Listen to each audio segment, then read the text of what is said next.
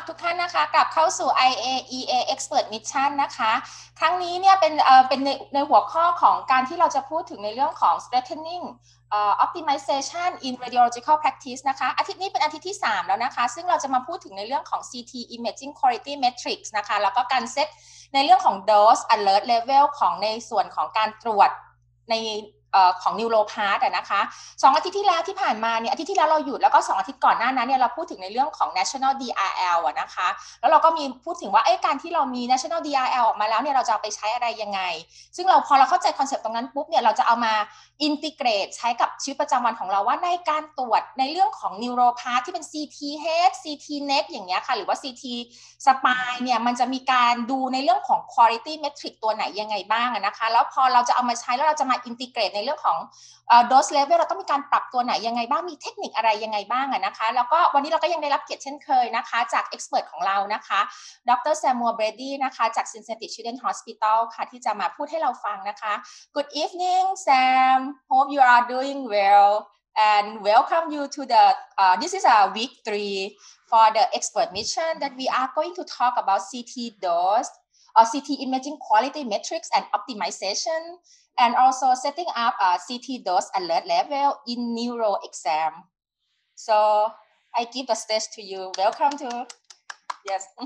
Thank you. Welcome, everyone. I'm grateful to be here again. Let me get my screen up. All right.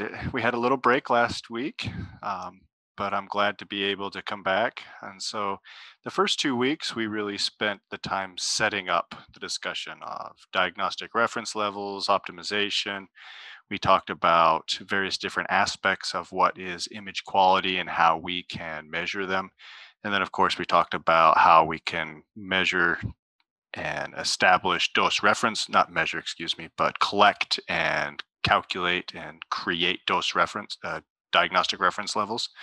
And we even reviewed all the data that you all have been acquiring and developing in Thailand, and we've reviewed some of that. So everything has been kind of very broad and general. And so now for this week on to the very end of these sessions, we're going to be focusing on very specific modalities and very specific aspects of each modality. So CT is such a large and complex modality. We will break this down over and discuss various aspects of it over the next 3 weeks. So today we're going to focus in kind of basically on the head, and we're going to focus on the image quality aspects of it, giving examples of how to set up and how to track image quality and optimize image quality for neuro CT. And then also, of course, talking about dose, setting up alert levels, and how we can use those to track and optimize the exposure to our patients.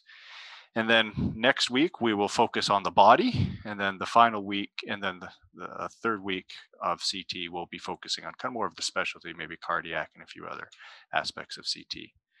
And so get this to move forward. There we go. The very first thing we need to really describe and have a conversation about is, what is our optimization goal? And so there is a little flow chart right here, actually more of a web integration chart on the right-hand side. And it may seem very complex and actually very hard to read, because when we talk about creating an image for interpretation by radiologists, these are actually all of the steps and aspects, the various different components and parameters that we need to get correct. And it's obvious that it's very complex. And so we need to kind of distill this down into a larger question. So what is it that we are trying to optimize? And if you see all the way on the right-hand side, you see this concept of utility. Where's my laser? Oh, I'll just use my arrow. All right, so the idea here is the use of CT as a tool, a diagnostic tool. And so if it is appropriately optimized, it will provide the right information to our radiologists so that they can diagnose the patient. So that is the ultimate goal of what we are trying to do when we go through the exercise of optimization. So correct image we need to get the correct quality, and so they can make the correct diagnosis. Now, there is a lot of interpretation as to, well, what is the correct quality and et cetera. And so we'll kind of talk a little bit about this. So we're going to kind of break things down even a little bit more. So we're going to go from the high level utility, the discussion of how we use the image, and then we're going to break it down on how we can optimize it. Like, what can we do in each of our individual roles as radiologists, technologists, medical physicists, et cetera. You see here, I put a yellow box around actually the word image quality. And so you can see here the interconnections of what we will need to do to optimize image quality. So the first thing is, when you come over here, we can see image quality connects with the actual imaging task, the idea of disease characteristics. What is it that we are trying to image? And so there's always a reason that a CT is ordered. And so what is the answer, or hopefully the question what is the answer to the question that we can get, so we can pass that on to our physician colleagues. And then when you talk about the more quote unquote typical things we think about with image quality, image noise, image resolution, contrast, you can see here the overall, all of the various different features and parameters that we need to consider when we optimize the quote unquote image quality aspects that we are very familiar with. So to do this, it's just so much work for one person. And so we need to consider this as a team effort. And so here I simply put together just what I would consider the dream team, this idea of an optimization team. We need to have a radiologist, someone that has the insight on what they need to see. We need a technologist or technologists. They can give and provide insight on workflow and system operations. They, of course, are the ones using the machine. Medical physicists provide insight on fundamentals that will ultimately drive and affect the system performance. And then I actually add what is probably a slightly different from most people when they consider optimization team. We need someone that understands the computers, right? The people that run the PACS information technology. And so most hospitals will have a person or two that they are the ones that make sure all the computers are connected. When the CT scanner creates the image, they go up to PACS. PACS can create the hanging order and push it off to the proper reading room workstation. The images will appear as they need to in the right order, according to the series, etc. It's a very complex process. And so we actually need someone that can help us get the right information to the right location at the right time. So where can we start when it comes to protocol optimization? And so image quality is great at the image level, but when we take it up a couple of levels, we need to think of it more globally. We have a protocol. And so we have our ordering physician, someone, let's say a kid appears in the ER, they got in a car wreck, they hit their head, so there's potential for trauma. And so the doctors that need radiologist help, they're not thinking image quality, they're not thinking particularly, this CT scan. They're saying, I need someone to help me rule out traumatic brain injury. And so we can think of image quality kind of a little bit higher up. We can think of it as more of a protocol level optimization.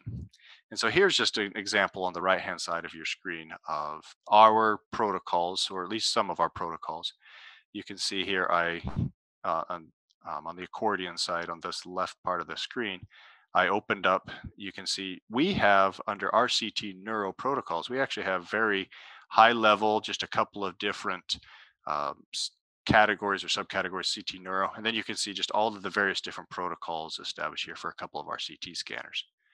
And so where do you start? Well, we have so many protocols for so many various different indications spread across a variety of different scanners. And all of the scanners may not be the exact same vendor, and so they'll operate slightly different. But the reality is a lot of these protocols are actually the same. And so a lot of them will have very similar technique factors, maybe the same KV, maybe the same pitch, etc. And a lot of them will have the same reconstruction parameters, such as the same slice thickness and recon kernels.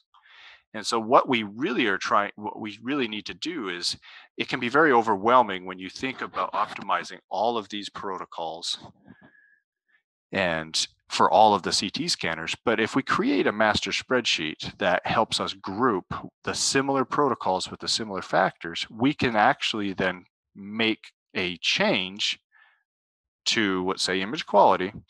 Let's improve spatial resolution, improve the noise, whatever it is that we ultimately choose to change. And we can go back to our master spreadsheet and we realize that we need to make that change for these 4 protocols. And by doing that, we can actually make a larger change and larger impact to overall image quality across more protocols instead of looking at each one of them individually. And so we're looking at it as a parameter. If we want to improve spatial resolution, okay, that's fine. And these are the protocols that all use the same or similar parameters. So the same change for all of them will improve every one of them. And so what we want to do is we want to track these changes. We always need to summarize these changes. We need to make a running list of what we're doing. We need to indicate who makes these changes. And this is just mostly for historical purposes. When we make a change to a protocol, we need to make sure we understand when it happened, who did it, and why, so that if there ever needs a question, maybe ultimately it doesn't work out, we can go back and fix it. Or, after a couple of years, there may be just these questions of, why did we go this direction? And keeping a good history of all of the changes is actually very beneficial. It's probably just as important as going through and actually physically making adjustments to the image. I hope one of the things that you take away from this, when we're talking about image quality optimization, it's not as simple as just going in and changing, like reducing the noise in the image. Yes, that's one aspect of it. But really, when we're optimizing, we're looking at this holistically. We're looking at this really as a top down. How can we make a change that will fundamentally help the entire process, from the protocols, maybe even the ordering side, from the ordering physician to the protocols, and how we list and store these protocols, and how we can keep them collected or collated. And so, because this process is very in can be very difficult, or it's very intense because there's so many different parameters to adjust, one of the things that we really need to do is be as efficient with how we approach it. So let's start with, for example, the most common protocols. The one that's ordered the most frequently, or is the one that we tend to use the most. So in pediatrics, for example, we deal a lot with neuroimaging. Is actually one of the, at least for us in our hospital, is one of the most ordered CT scans. And so to make a positive impact for our patient population, to focus in on the very specific routine neuroimaging, it actually will help our patients in image quality and dose, and it'll help our radiologists. So find the most common protocols that's ordered, or you could even also look at the protocols that produce the highest dose. And we're going to talk about dose in the next talk, so I'm not really going to go too deep into that. Another way to look at this is, as you're going through and you're just on your day-to-day process, the radiologists are looking at a lot of different images, and every so often there's going to be an image that comes across that just doesn't look really good, and they're going to flag that. And when that gets noted, well, we collect that information. And what ends up happening is, if we have multiple radiologists over the course of days, weeks, and months making these comments, you may eventually see trends where certain protocols are not actually giving the proper image quality that the radiologists need for their diagnostic confidence. And so you can just look at the protocols actually that require the most review because of the comments or complaints that come back to the technologists and the physicists. So how do we do this? As I mentioned, you can sit down and you can simply just survey, and you can look at the radiologists. If you have radiologists that specialize in neuro, for example, and body, obviously we're talking neuro today. So you can go back and you can go look at maybe the chief of the neuroradiologist, and you can say, okay, hey, you've been looking at these images. Is there any one protocol that stands out to you, that or type of imaging series that just doesn't seem to meet you guys' needs as radiologists? Um, but the thing you should consider is every radiologist is going to have their comment. Everyone's going to have their complaints. Some images may come across and the radiologist just may not feel like that was a really good or a properly acquired study. But one thing you should consider is, yes, that's one person's opinion. But when you look at the totality of it over days, weeks, and months of collecting this information, then you might see that trend as I referred to. And if you see that trend and it's a very specific, say it's the routine imaging for, I'm a pediatric physicist, so let's say it's for kids that are 2 years old to 5 years old. That one protocol, for whatever reason, just isn't, maybe the dose isn't set right. And so you look at it and you see that the majority of complaints are about that one protocol. Well, that's the one that we can focus on.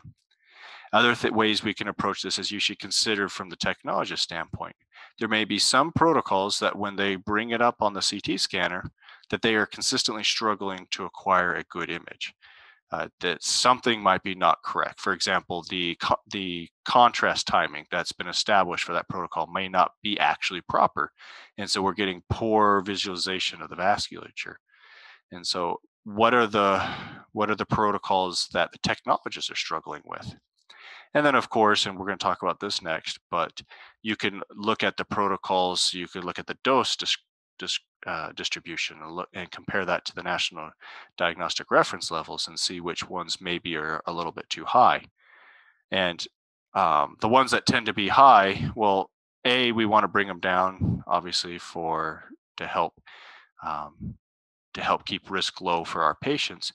But also the ones that are actually kind of high, we can bring down low, and we probably won't negatively affect image quality at all, just because the dose is probably set too high. And so that's actually a really easy protocol to fix. So we need to figure out a way to develop an intake process. There are different PAC systems that I don't know exactly which of all the PAC systems that are in all of your hospitals, but I know that several PAC systems are are providing a way for radiologists. So when they read through their study, they can flag not just an image, like a key image, but they can actually flag the whole series or one series or multiple series in that exam for that patient. And they can say that it was poor quality or subdiagnostic. They can make a comment. They can maybe do free text and say, this is why I don't like it. It's too noisy, too grainy, too blurry. And so some PAC systems are allowing the radiologists to give feedback in real time. Other hospitals I know around, here in the U.S., they'll create their own little survey system where after they complete their review and they've finalized their report, another screen will pop up and say, was this study sufficient? Was the image quality of this study sufficient? They just simply have to click yes or no. And by creating a way to track this in real time, it gives you the optimization team the opportunity to figure out where the majority of the issues lie, instead of just simply asking radiologists or technologists. So if we can find a more blinded, probably a little bit more scientific way to track this, it's better. And that really just depends on the technology that you have available. But if you do have it, I highly encourage, reach out to your PACS IT team, find out if you have that feature available on your PAC system, because it really does make a big difference. And there are a lot of papers out there. You can actually just kind of Google this concept. I've read several papers in preparing for this talk. There are several groups out there that have been doing this for many, many years, and they have seen great success in making sure their image quality is consistent across all of their protocols. All right, and so obviously if you have this ability, you will be collecting data in the background, so you can have your PACS IT team run reports and they can so that your optimization team can review where are the outliers, the protocols that are outliers. This is, excuse me, very much akin to reviewing rejected plain films. Is kind of how we used to do it in the old days. If a bad film was acquired as to overexposed or underexposed, you just throw it in the review pile, and then at the end of the month, you pull them up, put them on the light box, and then review them. This is old. We don't really do it as much nowadays, but the way that we used to do it, 20 years ago, um, that is still what we need to do. We just now are digital. We have to figure out a way to collect those quote unquote not good protocols that we put into our review pile so that we can then review them on a periodic basis. All right, so what we need to do is look for, so continuing this idea of optimizing the protocol itself, so we're still high level, we need to look at inconsistencies between similar protocols. So once again, I gave you an example as a pediatric site. We can't just have one protocol for a routine brain study. When you're imaging a neonate all the way up to say a 30-year-old or even a 16-year-old, there's so much growth and so much difference in the anatomy that we just can't use the exact same protocol. And so in our case, we have actually, I believe it's 5 protocols for the brain, and we partition it by age. And I'm going to really get into that in my next talk. But the concept here is the image quality should be consistent across all of those protocols. And so if there's any one of those 4 or 5 that just gives consistently bad image quality, well, that's the one that we need to focus on. All right, so we have the opportunity periodically to get new CT scanners. And I don't know how often your hospitals turn over new technology. Oftentimes, it's usually probably around 10 years. Let's say 10 years is about the right level.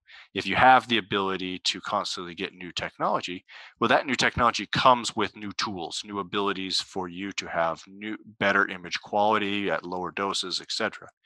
And so every time that we get these new technologies, we need to be able to reassess our image quality. So that should be part of our optimization process of constantly looking at the new technology and seeing how we can leverage that to make better images. And I would say that it's not always just when you buy a new CT scanner, because the vendors of CT scanners are constantly building new reconstruction algorithms, new filters, new post-processing techniques, stuff that A, they may just give you because of your contract with them, or B, maybe something that you can purchase for a few $1,000s instead of buying $1 million CT scanner. And so you can have the ability to continue to upgrade your technology, even though you still have maybe a CT scanner that's 4, 5, 6, 7 years old. And so it's important for us to always constantly look at the new technology with every release, every update, and of course, every new scanner.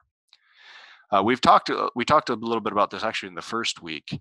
One of the aspects of optimizing protocols, and is very important when we're establishing diagnostic reference level, is we need to make sure we're using the same language. When we call a routine brain at one hospital, it needs to be basically the same labeling structure at all the other hospitals. Obviously, this is important for diagnostic reference levels, as we've already discussed, but it's very important also when you have, let's say, 10 CT scanners or 5 CT scanners at your hospital, and you need to make sure your protocols are fairly consistent in the way you label them, so there's never confusion, there's never a doubt as to when a specific protocol is ordered, which scan technique that you're using. All right. So that was really just kind of high level. It was important to talk about the idea that when we discuss image quality optimization, we're not just going to talk about making better spatial resolution, less noise, and maybe enhance the image contrast. Those are steps that we're going to talk about today, but those, as you can see, are just a small little box. There are so many other aspects of image quality optimization that start at the protocol level and work our way down. So now let's get a little bit more granular. So we're going from top down, we're going to take another step down. when we talk about image quality optimization, there really are two different ways to look at this. There are technique factors that we can optimize that do affect patient radiation exposure. So I put this here in this red box. If you go over and you change tube current or MA or tube voltage kV, you are going to cause a change to the radiation output, be it good or bad, to the patient.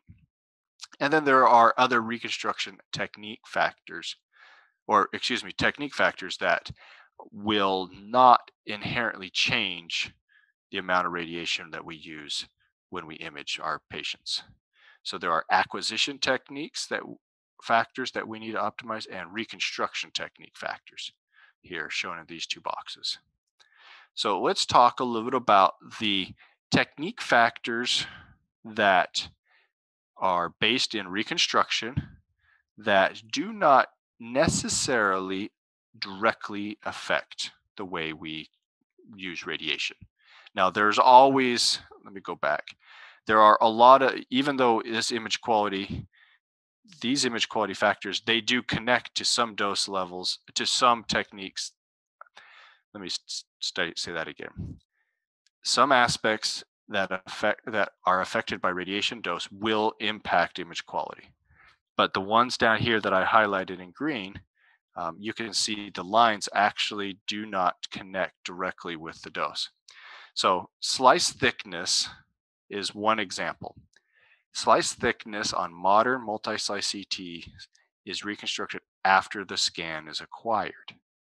And so we do need to think about radiation dose when we talk about slice thickness, but changing the slice thickness from 0.5 to 5 or 3 millimeters to 5 millimeters in and of itself does not directly change the radiation dose that our patients get, because it's something that occurs after the image data has been acquired.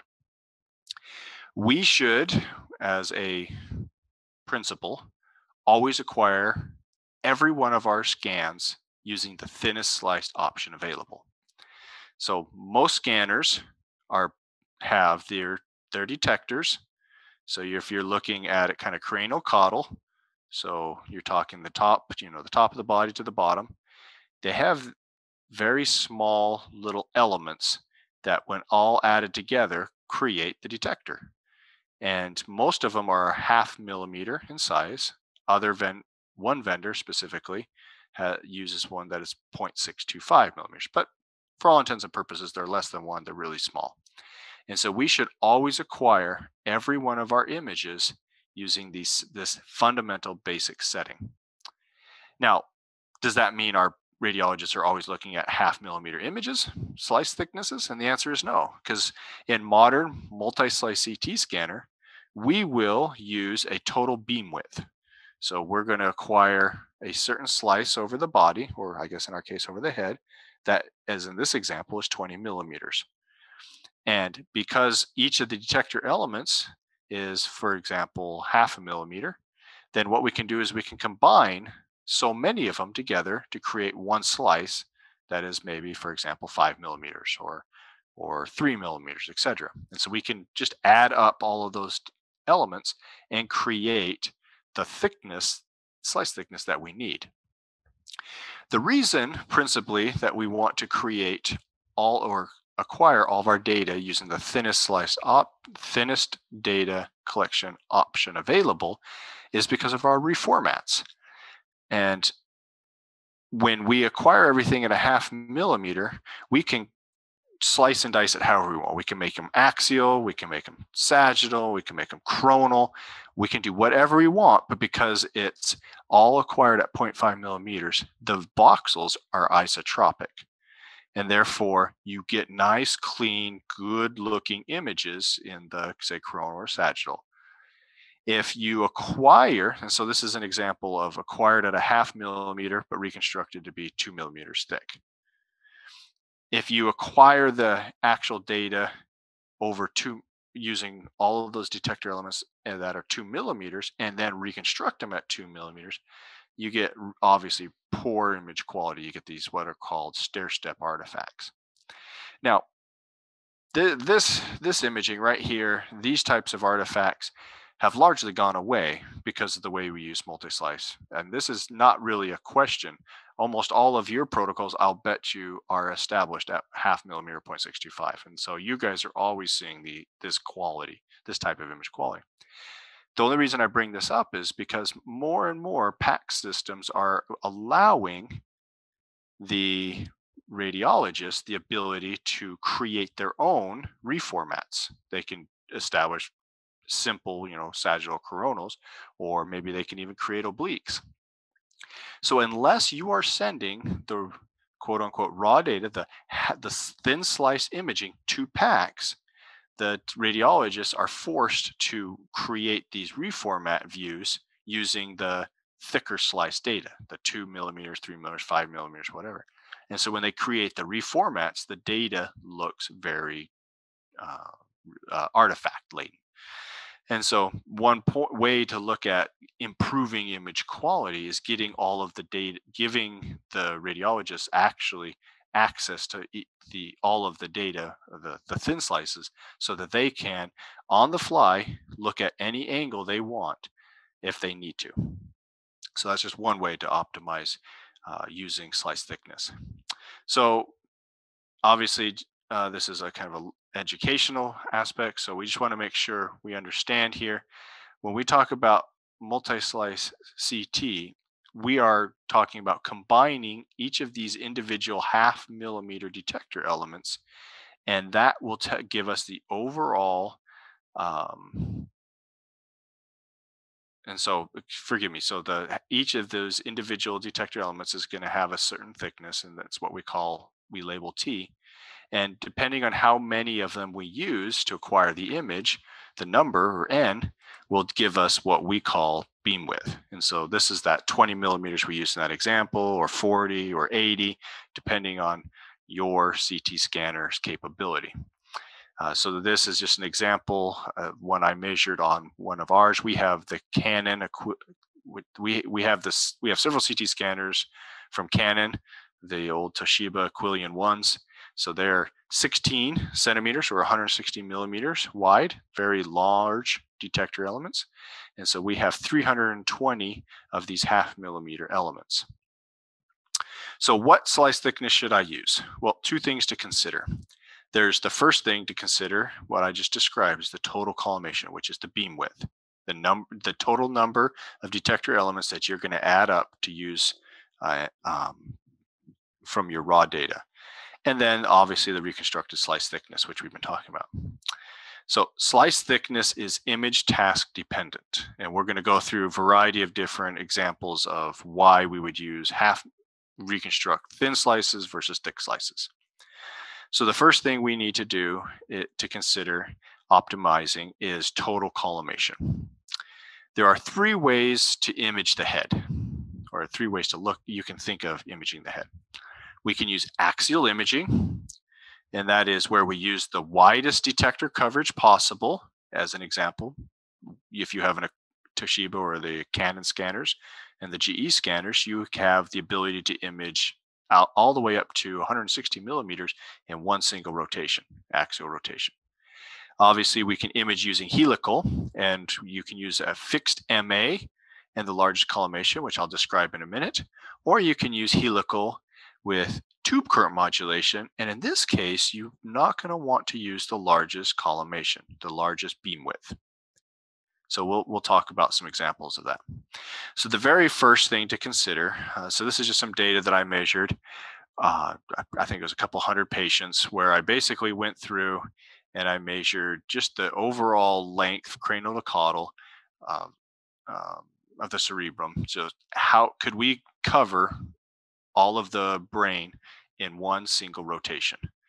And so you can see the size, cranial to caudal, the length of the head, from the littlest of kids all the way up. And obviously, we're pediatric sites, so I don't have a lot of patients over 30. But you can see the data follows in this nice logarithmic trend. And almost all of the patients that I measured had head lengths or brain lengths that were less than 160 millimeters. In other words, if you have the wide cone beam CT scanners, such as Canon or GE, in theory, you should be able to set up your field of view so you can do a single rotation and get your entire brain in one caption. And this is great because this is, bar none, the fastest way to acquire an image. Because most of these two scanners, they both scan currently at 0.275 seconds in one full rotation. So if you're using either one of these wide angle, large coverage scanners, you can acquire the image of the brain in less than a half a second, in less than 0.3 seconds, really. The newest GE system has been making this claim now for about 5 years, 6 years. Well, yeah, it's probably been about 5 years, 6 years now. They haven't quite got there, but they keep saying one day they're going to get their rotation time down to 0.2 seconds. They're getting close, but it's mind-boggling to think that we could acquire the entire brain acquisition, the brain scan, in 0.2 seconds and be done.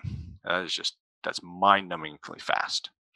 One caveat to this, I know Canon has, we have Canon scanners, for example, those Toshibas, and they've known this artifact has been around. They know about this, and this artifact's been around for a while. But when you acquire the scan using 16 centimeter single rotation, there is this banding artifact that has been present. And so for us personally, we actually do not do this anymore. We do not use wide angle 16 centimeter coverage. That said, we also have a GE Revolution, and I've never seen that banding artifact. So hopefully you guys don't have that artifact, because I'm actually a very strong supporter of the idea, if you have wide coverage, use it for the brain, because it is quick. It is as fast as can be, especially when you're imaging kids or maybe older adults that can't lay still for a very long time. And so you can get them in, get them positioned, and you're done. The scan is done in less than 0.3 seconds. Now, when we talk about axial imaging, historically, we used to do what's called step and shoot. And what that basically means is we would acquire one axial image, maybe 20 millimeters, maybe 40 millimeters if you had the ability to. You acquire this, and then the patient would translate. The patient would go in a step, and then would acquire again, and then the patient would step through again. And so basically you were just imaging kind of like a loaf of bread. You're just slowly acquiring each slice through the brain. That is the slowest way to image.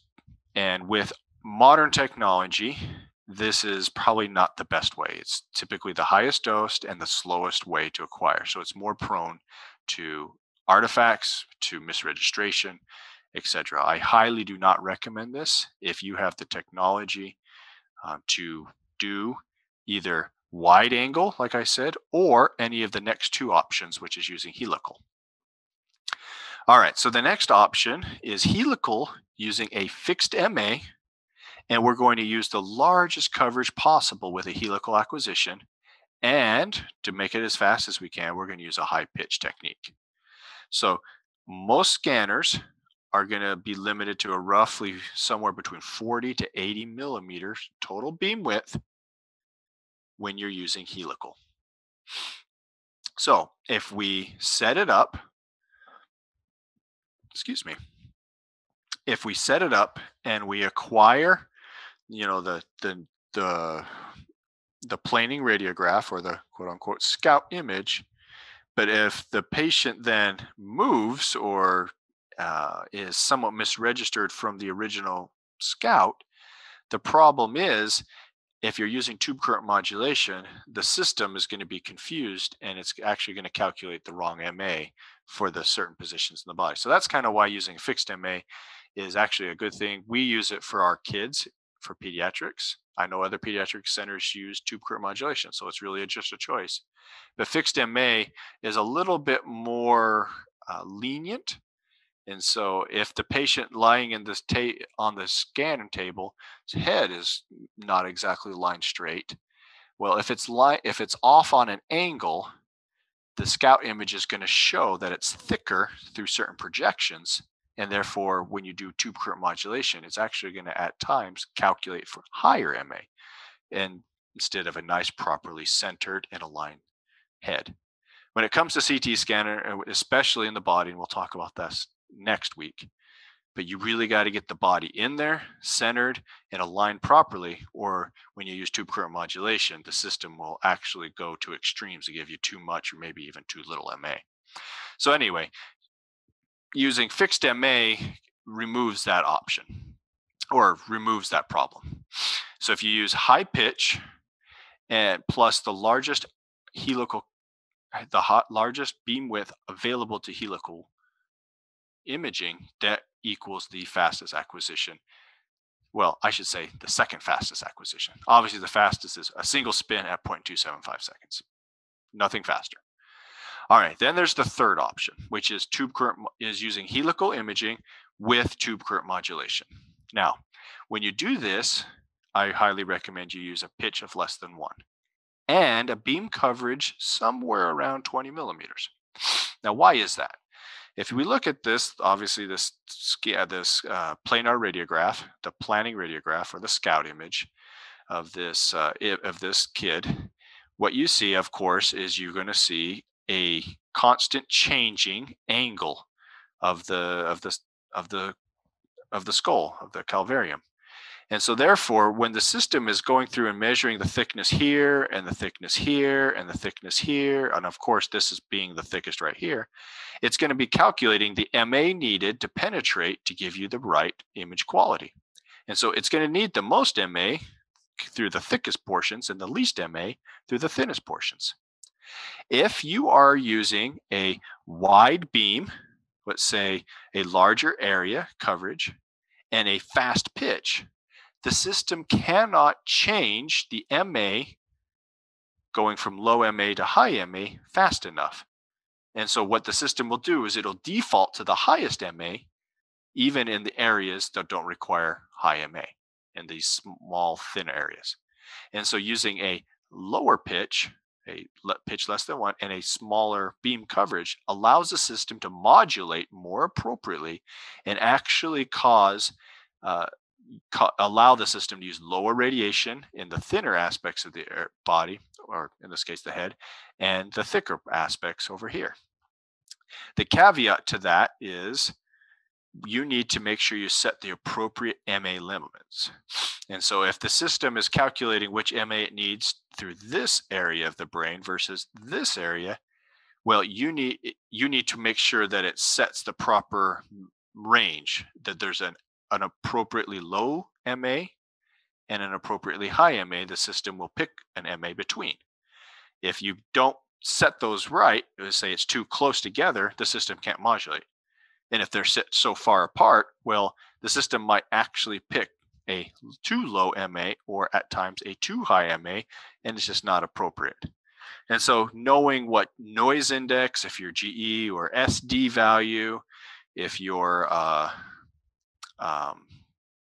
Canon, or the quality effective MA for GE and basically Philips, because they basically have this, excuse me, not GE, Siemens and Philips, they basically have the same idea. Knowing which parameters you set will help the tube current modulation properly modulate. All right, so moving on from, that was beam width. We set the overall beam total collimation. Now that we've acquired the image, however we've acquired it using one of those 3 options, now we're going to pick which slice thickness we're going to present to the radiologist. And as I mentioned, this is image task dependent. So I took all of the, most of my slides I took just from random place I found on the internet to present my idea.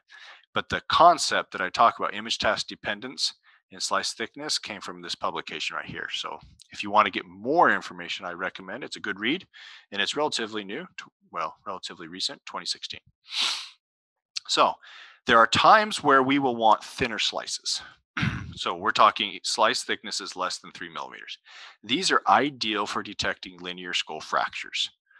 And so if you have too thick of if it's greater than 3, maybe 5, 8, 10 millimeters, then this will be you're familiar with the term partial volume art, where if you're thinking in the z-axis, if you're thinking of a voxel, the more anatomy you add into it as an average will cause small little linear fractions to just disappear. So the time where you want to use thin slices in the brain is usually when you're looking for these fractures.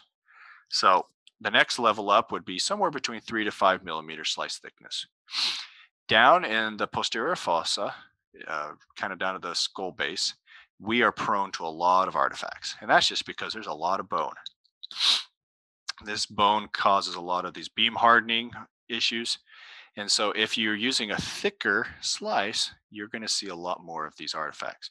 A thinner slice, however, wherever you want to say, I know I said 3, maybe you could say 2.5, whatever it is, you can see how these artifacts really go away. All right, the next level, somewhere around 5 to 8. Now, these are all just general numbers. I'm not saying you absolutely go tomorrow and or today and turn all your slices to 5 or 8 for these particular indications. This is just something, it gets you in the ballpark where you then have a good conversation with your optimization team as to what you need. So generally speaking, somewhere in the 5 to 8, now what we're trying to do is we're looking at the brain. We're trying to visualize the brain parenchyma. We're really trying to differentiate the gray-white matter. And in this case, having a little bit thicker image uses that partial voluming to our benefit. And so if we combine a little bit of if we are able to look at kind of the effect of the overall thickness of the gray-white matter as we're going along the z-axis or the cranial-caudal axis, then it can kind of make the gray and white matter stand out a little bit. The gray matter and the white matter differentiator stand out a little bit more. So too thin of a slice, and you really lose a lot of that information. Unfortunately, gray and white matter really have nearly the same Hounsfield unit. I mean, they're just that compared to obviously CSF fluid, bone, air. I mean, gray and white matter are, for all intents and purposes, almost the same electron density. And so that's why they're really hard to see. So making them a little thicker gives us that ability to kind of just average more tissue together to get a better differentiation. Somewhere between 8 to 10 millimeter slice thickness is great. You know, when we're looking at the cerebrum or, supratentorial compartment, when you have a lesion or, a bleed or something that just has the potential to look that a little bit different in electron density or Hounsfield units than their surrounding material, well, the thicker the slice, the more it's going to stand out or more it's going to differentiate from its surrounding. And so in this case, being able to look at maybe lesions, tumors or whatnot, a thicker slice is actually a good thing. Also for, like I mentioned, for bleeds, for strokes, other issues in that effect. So this is good if we can set these slice thicknesses up a priori. In other words, the patient comes in, they're on the table. We're going to either acquire a single axial spin, or we're going to pick one of the two helical scans, being it with fixed tube current or tube current modulation, either one. And then we have the thin data that we will then we'll add together at various different slice thicknesses. Being able to give the right image for the right clinical indication is very important. So does that mean we have multiple protocols? That is one approach, where you could have a protocol where you're looking for skull fractures. Another protocol that would be looking for lesion detection or stroke definition, gray or just general gray white matter differentiation. But now we're talking 4 or 5 different protocols because they're all different clinical indications. Now the acquisition itself, the MA, the KV, the dose to the patient, that all is the same. It's just different indications. And so there's what you can create different protocols for different indications, or you can create more of a universal protocol that is then just one protocol you have to optimize, and the images will then either be post-processed afterwards. The technologist sets it up, will run a script that will set the right slice thicknesses, send them to PACS, or you send the raw data to PACS, and the radiologist can then actually process them as thick as they want. using the new, if they have that feature on PACS, giving them the ability to look at whatever slice thickness they want on the fly. All right, moving on. Going down that list that I had. So slice thickness was one. Field of view, setting up a field of view is another approach to that you can, a parameter you can change that does not affect patient dose. So this is where almost all modern CT scanners acquire their data in a 512 by 512 matrix. There is one vendor that I can think of off the top of my head that allows the user to actually change that. But for the most part, they're all 512 by 512. That's why in the denominator, no matter what display field of view, when you set the scan coverage, you also set the display field of view. The technologists obviously know what I'm talking about. And so whatever that value is, it's always divided by 512. The small display field of views will always have the smallest pixel sizes. Therefore, the smaller the field of view, the better, finer resolution you can view. And so this is actually one of those important things that a good way to optimize and get good image quality is have good technologist technique. You don't want just large fields of views. Obviously, you don't want to clip the data or the patient anatomy, but if your technologists are always setting their field of views to the appropriate size of the anatomy, they're going to maximize the resolution of the image. And so spatial resolution in this case is optimized. So here are two field of view, two acquisitions. It's one acquisition, excuse me, but it's processed with two different field of views. So obviously, if you're just looking at the whole head in this axial view, if you've set your display field of view of 500, your pixel value is basically 1 millimeter. So each one of the pixels in this is 1 millimeter. Now, if you do the same, but you set the display field of view at 250, now your pixel value is now a half millimeter. So it's obviously zoomed up, but not only is it zoomed up, the structure is going to be a little bit finer. You're going to be able to see this. You're going to see the finer structure better. So if you took this image right here, and if we zoomed it up, the anatomy, the bone structure here would actually look a little blurrier, and you wouldn't see as great detail in the bone as you would in this. So setting the field of view to the right size of the anatomy so the radiologist can see it is the best thing. If you acquire just a large field of view for every patient, the spatial resolution will not be properly optimized. Okay, image reconstruction kernels is another one to look at. The reconstruction kernel fundamentally changes how we see the image data. The thing that we're very familiar with, oftentimes the radiologist uses this as a tool, is the windowing and leveling. And that's this idea that in CT imaging, we have electron density. And so bones are very dense. They have a lot of electrons. And so they absorb the photons much easier. Therefore, they always appear on the white side of the scale. And air, of course, it isn't very dense. Therefore, there's very few electrons in it. So they do not absorb hardly any photons as they pass through the patient. And so they appear black.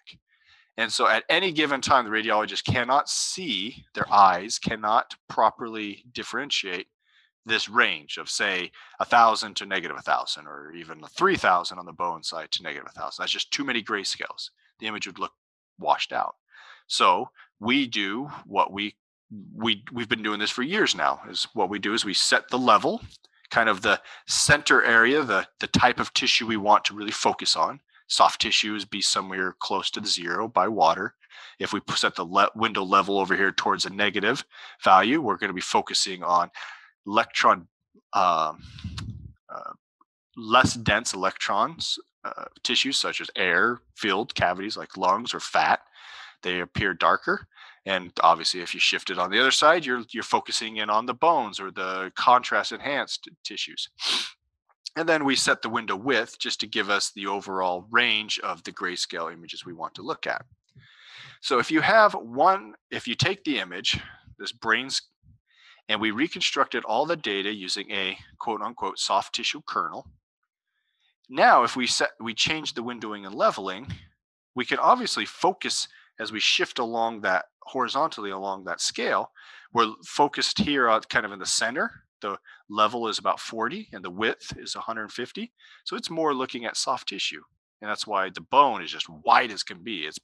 And the air is black as can be in the and whatever fat there is in there is also dark. But the soft tissue itself is generally just gray. But when you slide that over to the bone, because we used a soft tissue kernel, we didn't actually accentuate any of the resolution or any of the features of the bone, and so it just looks all washed out.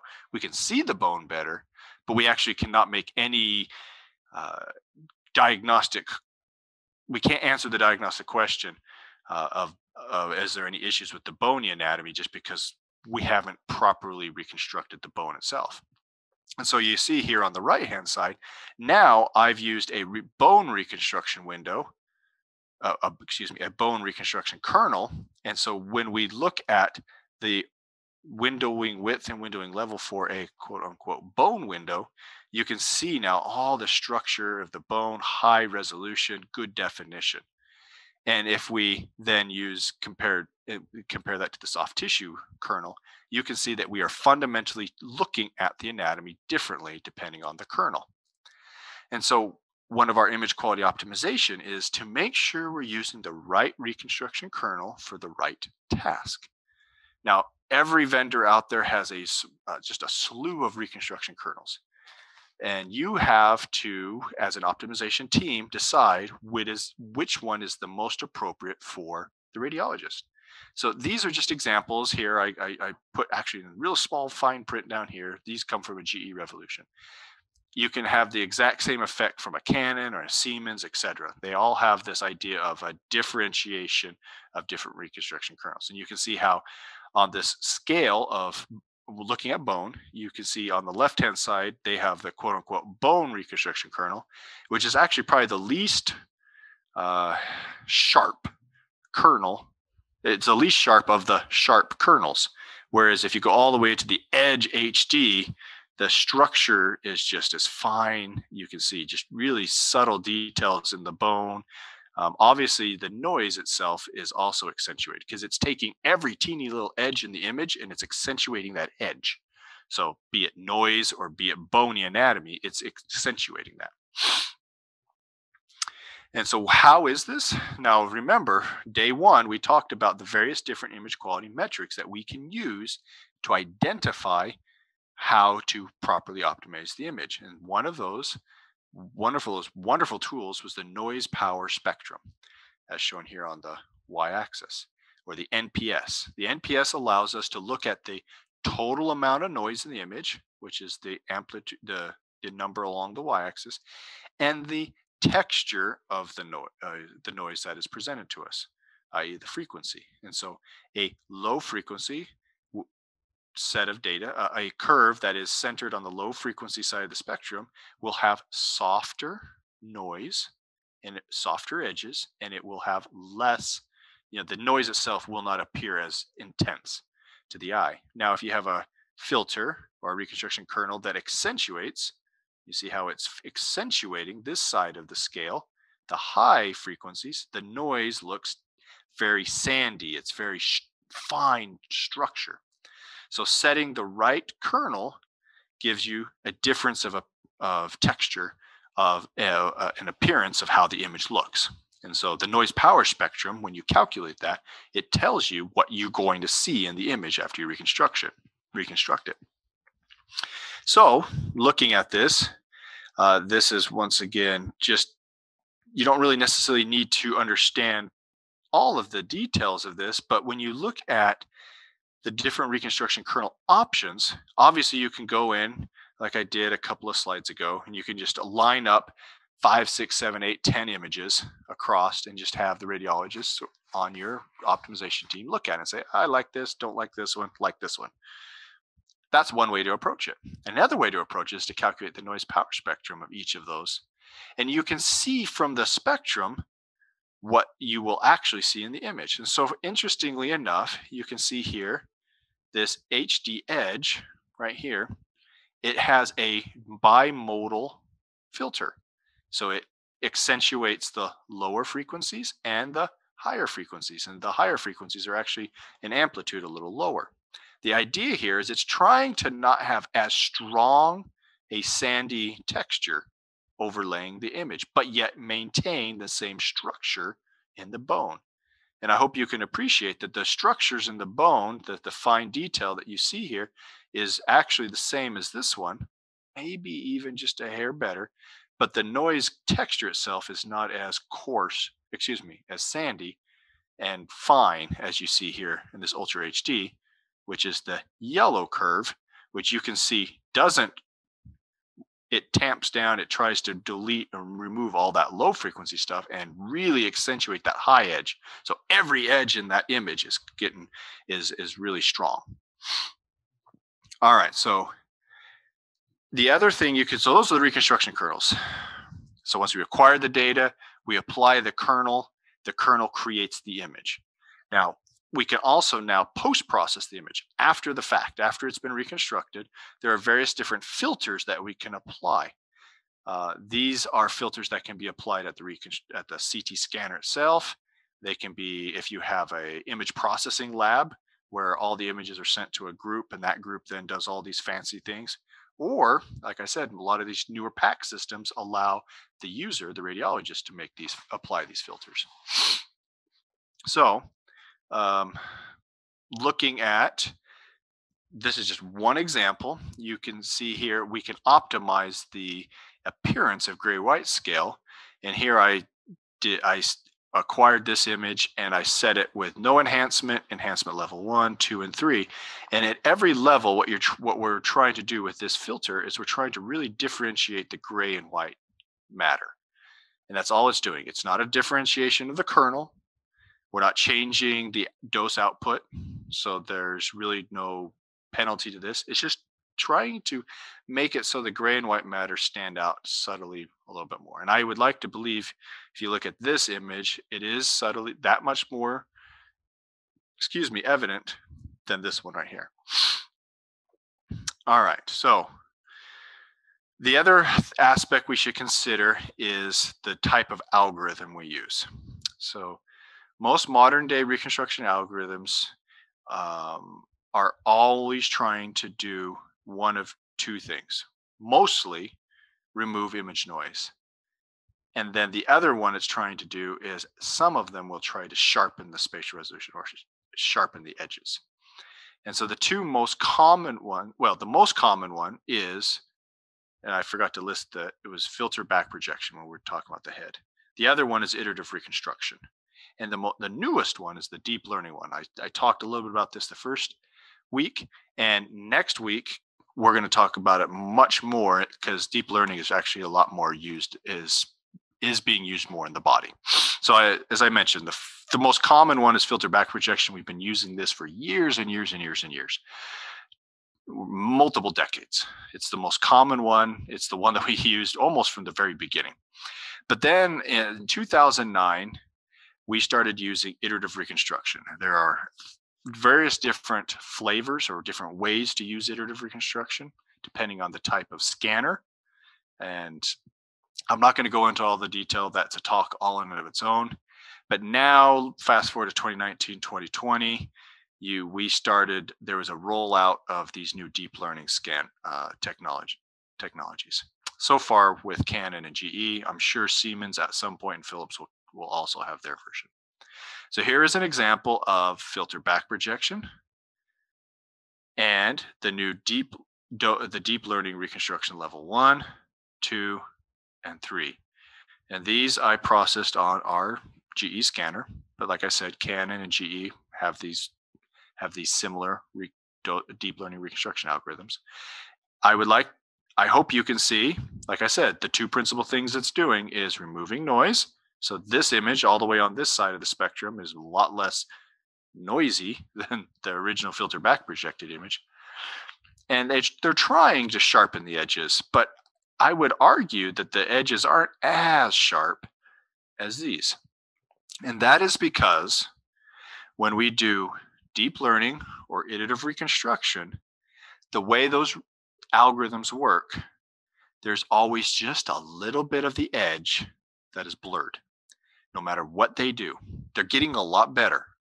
The deep learning ones are way better than the original iterative reconstruction ones. But here you can see this little blood vessel here, filter back projected, nice, conspicuous, good, strong edges. And this one, and this has come from our Canon scanner that uses AIDR 3D, which is an iterative reconstruction algorithm. No matter what, no matter which flavor, mild, standard, strong, or enhanced, no matter which flavor of AIDR 3D, they are all going to have just a subtle blurring of that edge. So when it comes down to it, most head scans are still using filter back projection. As much as we've been for the last decade using iterative reconstruction and now moving towards deep learning, the reason most people still stay with filter back projection, is because of this. It still preserves, it is the reconstruction algorithm that provides the strongest edge preservation. The problem is it's also the noisiest one. And so that's why our head doses tend to be a little bit higher than our body doses. That, and we have a big thick skull. It's hard to penetrate that. All right, so just kind of wrapping up here.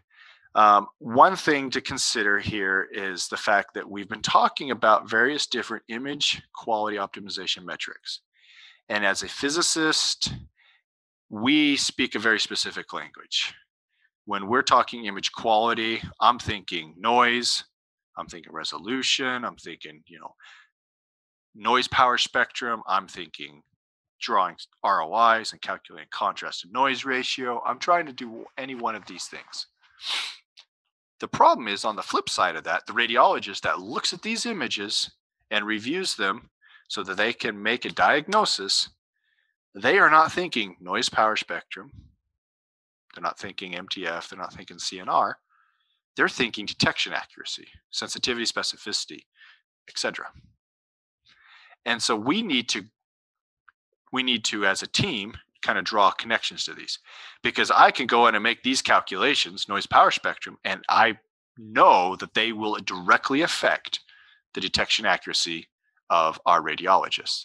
And so that's one of the main reasons why obviously we work as a team. So, but the point here is all the NPSs I can calculate, all the MTFs, all the CNRs that I can calculate, we still need to make an assessment of the accuracy or the sensitivity, specificity, the diagnostic confidence. We need to make an assessment of the diagnostic confidence of the radiologist. This is a slide I presented to you on week 1. If you have the ability, after you've gone through and you've made some image quality assessments and you've made a protocol or technique change, now you want to just make sure that A, it's better, or B, at least it's not worse. And so if you have the ability, you acquire maybe a week, 2-3 weeks worth of data, and then you do one of these calculations where you can go and look at the positive predictive value, the accuracy, etc. Now, not everyone has the expertise to do this, B, the time to do this. So I presented this option to you that first week. And that is where you use those physics metrics that we can calculate using phantoms, using water phantoms or plastic phantoms. And we can calculate the MTF, the noise power spectrum, all of those things. And these calculations will predict how a radiologist will perform. And they're very good at predicting that. So if you don't have time to put a million images in front, or that's an exaggeration, a couple hundred images in front of radiologists, and you get 3 or 4 of them to make assessments, that's a hard thing to ask of them. You can do it mathematically. But the minimum you should do is you need to have when you go in and you've determined that we're going to make an assessment of, say, the brain imaging, of routine neuro imaging, you need to have a champion, someone that can help so this is a radiologist, someone that can help the physicist and the technologist determine what changes need to happen to the protocol. And then once those protocols have been implemented, the changes have been implemented on these protocols, that radiologist, that quote unquote champion, the person that is in charge of it, will be there either at the CT scanner or at least in the reading room and they're watching as these new images come across. And so that day one, when you go live with the new changes, they're there to at least make sure nothing goes wrong. So this is the kind of the minimum that should happen. Obviously, the best is if you can do these big fancy statistical tests, but at the minimum, when you make those optimization changes, have someone there to make sure when you made the changes and you changed a different reconstruction kernel or you changed the slice thickness, you changed something, that you didn't do it and caused a negative effect. All right, so we've talked about the team optimization effort. We have talked about image quality and how it can be modified actually without affecting any patient dose. All of the many things we've talked about were just steps and examples on how we can make positive changes to image quality without changing patient dose. Next talk, we'll talk in a few minutes, we'll talk about how we can make changes for image quality and dose. So where did we start? We can begin with getting either feedback from radiologists, technologists to identify which protocols need the fix, need to be looked at. Obviously, we can look at protocols that use the highest amounts of level of radiation because they're the ones that we can actually lower easiest, radiation dose lower, and still not affect image quality. And then we always want to, as I just said, we need to have a way to review the changes to the image quality after we've made those changes, either using a reader observer study, either a mathematical reader observer, or at a minimum, that quote unquote radiologist champion that will kind of look over the shoulder of the technologists and make sure those images as they come across look good. All right, that's all I have for you. So for this talk, at least. I don't know if you want to do question and answer now or wait till the end, but I'll turn the time back to you, Tanya.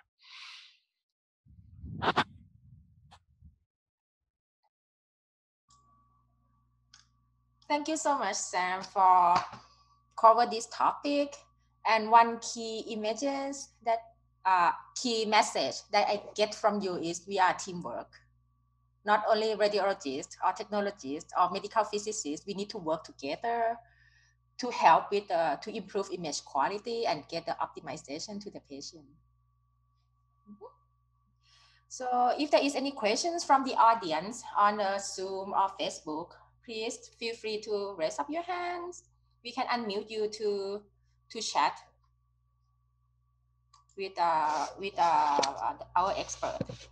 So one thing, Sam, today we have the audience from Bhutan and also from Vietnam attend your lectures. So this is Wonderful. A good thing that we move forward in this region.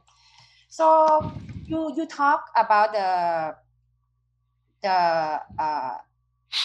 technique like a wide angle and helical fixed MA and also helical tube current modulations, right? And you talk about like the fastest one is a axial wide angle axial image that is like a 0.2 second. And how about other technique is like a 0.3 second something? So yeah, so obviously the fastest you go is if you do a wide beam width, so 16 centimeters, 160 millimeters.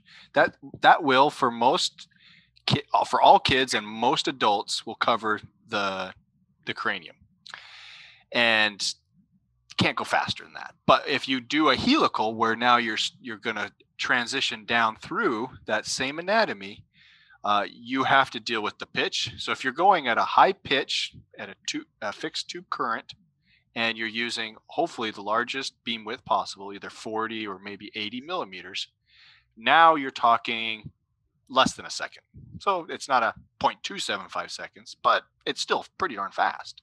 Yeah. And if we're talking now where we're using a pitch less than 1, and we're doing, say, about 20 millimeters, so it's not as quite as large a beam width, but it gives you the best modulation, the best opportunity to tailor the dose from the thinnest part of the head to the thickest part of the head.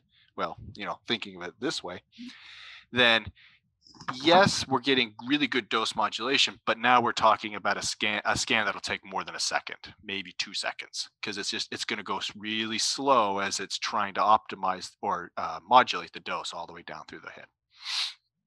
Very less than second and maybe 2 seconds. I don't think caused many issues for me as a radiologist, but I'm not sure in terms of like an image quality, it's probably not that much difference. In my all opinion. three of those options, image quality should basically be the same. As we kind of talked about it, the best, obviously it's the reconstruction kernel, it's the different filters we use, it's those things that will change the way the image looks. You know, for us in pediatrics, and I know you look at pediatric images all the time too, Tanya, is the name of the game is we want to go as fast as we can because kids don't always cooperate, and some adults don't either. Let's be honest here. Some adults, they get claustrophobic, they don't like having their heads inside the CT scanner, or they get older and maybe they have, you know, they can't hold still, they have the shakes, or maybe they have dementia, so they don't pay attention as well. And so if we can go real fast, then we can hopefully capture that. And so they may not be perfectly cooperative, but we can still get them on the scanner, get them comfortable as much as possible, and then boom, we're done. And that's the most perfect world. And so for kids, that's great because we can reduce the amount of sedation and or anesthesia. And there are risks associated with sedation and anesthesia. And so if we can remove that, then we may not have changed radiation dose, but we have lowered a different type of risk. Great. Yeah. So, but which means like that three image acquired that are like only like maybe 1 or 2 seconds, the maximum to get images. So which means like not much difference in terms of like a time of the scan. And then, right. I was going to say, it'll make a big difference next week when we talk about the body. Yes, but for the brain, probably not. And for the brain itself, compared with the fixed MA and those moderated, I don't think it's much difference in terms of dose, because this is like a very thick part, and you have like a skull. So that's why like age has the major effect, because the young kids have very thin skull, but when you get older, you have like a thicker skull, which means we need more dose, right? Yep. And we're definitely going to talk about that in our next talk. Yes. Okay. And another question from the audience in the chat box. So if we reduce the scan FOV, how the patient's radiation dose in case we use the auto MA? Yeah, that's a great question. So when I talk about the scan field of view, when you think of it in the sense of setting it so you can optimize the pixel depth or the pixel width, so you're setting, you've done the scout, so you've set where you want to do the beam width. And if the scan field of view itself, so I guess I should be very clear. There's two ways to think of it. There's the scan field of view, which is the overall anatomy that we're going to image. Obviously, that will affect dose. If you have auto MA, and so kind of looking sideways here, you know, I'm thinner here than I am here, it's going to use less dose here than here.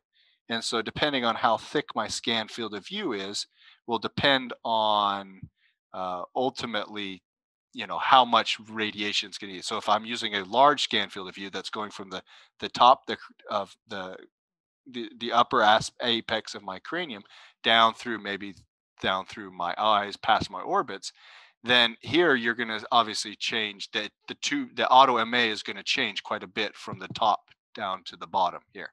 Yes. But the other thing that I talked about was the display field of view, which is the overall aspect of how much area that you're imaging. So if you have a large display field of view, so there's going to be a lot of air in the image, it's going to make all of the anatomy actually look smaller because the pixels are different sized. Now that, if I put my display field of view here versus here, will not change dose. So we don't have to worry about that. Now, if you change and you set it so your scan field of view is like this, but you put a lot of air, so you set it up here, it can have a small change because the system is going to go air here. And so it's going to have a really, really low MA. That auto MA is going to be really low here. And the minute it gets to the top of your cranium, it's going to need to ramp up. And it's hard for a CT scanner to go from low number to high number really fast. And so there will always be a kind of a gradual ramping effect. And so if you put a lot of air above the head, well, the problem is then is the system is going to not actually get the right dose at the top of the head. It's going to take a little bit before the scanner gets in before it ramps up. And so setting a good scan field of view here and a good display field of view here is the best optimization technique for patient dose and image quality. So you mean, so let me like rephrase on that things. So which mean like the radiation dose depend on the coverage that you do. Yeah. But when you acquire the image, it's like the whole things in your body that you need the coverage. So let's say you want to get a CT of the thoracic spine. When you like when you acquire the images, it's gonna be like you're gonna include chest and thoracic spine when you acquire the images, but you need to make the images for the radiologist. That's why you need to have a display field of view smaller to map up or zoom up the image of the thoracic spine and put the filter and those things, right? But which mean if you want, if they order CT, chest, and thoracic spine, you scan patient one time, and you have the display image for the chest and also display image for the thoracic spine. Is that correct? That's correct. So yes. And so in that case, you can scan once, but you reconstruct normal. So you get the chest, and then you do a much more collimated reconstruction of just the vertebrae. Yes. And so the vertebrae, in that sense, you'll see a lot more of the fine structure. If you're lucky, you might even see some of the nerves, but mostly you're just looking at the bony anatomy. So you'll see maybe a fracture or whatever it is that you're looking for. And so in the question that they're asking is, will dose change between say 200 and 250 or 250 versus 500 millimeters? And the answer is no. There is that small, like I said, if there's a little bit of air right here, it can affect it, but it's not going to make a huge difference. If there's air right here versus here, no dose effect, but the image quality will be poor or poorer. So let's put on a different scenario. Let's say if the doctors order just CT thoracic spine, and afterward they said, yeah, can I look for, do you have any chest images that we can look for the thoracic spine? So which means, can we go back to the scanner and ask technologists to change the display field of view and map it up so we can see the lung findings or chest findings? So it depends on how it was acquired. So the CT scanner, obviously of the chest, it's going to image all of this anatomy because it's in the scanner. If they acquired it where you set your display field of view, you can go in and you can change that display field of view. And so obviously if they set it so that they only reconstructed initially just the vertebrae, so the thoracic spine, now the doctors want to see everything. Well, they just call it the technology and say, okay, open up my display field of view. I want to see the full chest. And so that is always an option. You don't necessarily have to go back and rescan. It's different than MR. In MRI, you image your field of view. And if you want a different field of view, you have to re-image the body again. But that's MR. So luckily for CT, we get all of this data always. And so it just depends on how we display it. And so if the radiologist says, hey, I want to see something a little different, I want to see more bony anatomy, the technology can go back and reconstruct using a bone kernel instead of a soft tissue kernel. And okay, if it's in the chest, you get the bone kernel and maybe lung kernel and maybe soft tissue kernel. All the same dose. No difference, but different views or different looks of the anatomy. I see. And can you reiterate again on the radiation dose when we acquire the images as for like the thinnest slice, maybe 0.5 millimeter compared to 5 millimeter? When we acquire the images, it's like the same radiation dose. So yeah, and we're going to talk a little bit about that in the next talk. So we always set it up. So for example, if I'm doing a 160 millimeter slice here, I'm going to acquire the data at 320 detector elements, each at 0.5 millimeters. And when I reconstruct that half millimeter data and you as a radiologist look at it, it's going to look horrible. It's going to look really noisy because we set the dose. We know that eventually we're going to take those 0.5 millimeters and we're going to create 5 millimeters or 8 millimeters or however thick. We're going to create thicker sliced images. And when you create thicker images, you're averaging more data, and more data averaged together reduces the amount of noise in the image. It's just it's signal to noise ratio. You get more signal, so that little bit of noise, it just kind of disappears in the image. And so when we build the protocol, we are going to acquire everything at half that 0.5 millimeters, but the dose level, the MA, is set so that we will eventually reconstruct it at 5, as an example, 5 millimeters. And that's what the optimization team has to decide. We look at it and say, okay, for this clinical indication, we are going to provide the radiologist 3 millimeters, or let's say 2.5 millimeters and 5 millimeters. But we're going to optimize the dose for 5 millimeters. So the radiologists will see a thick image that'll look nice. It won't have a lot of noise.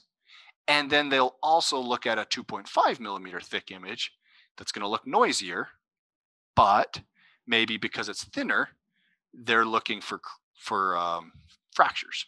And even if the image is noisy, you can still see a fracture.